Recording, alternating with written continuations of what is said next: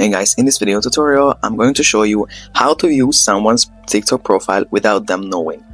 So the first thing you can do is just to go to your browser, type in TikTok profile viewer, go down to 𝐶 because this is the link that worked for me,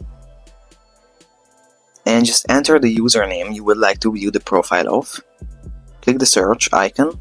And here you will be able to see all the analytics of the profile of this person. You will be able to see the followers, the likes, engagement rates, comment rates, and everything. But if you want to see the videos, you just go down and you will be able to see the recent posts of this person basically.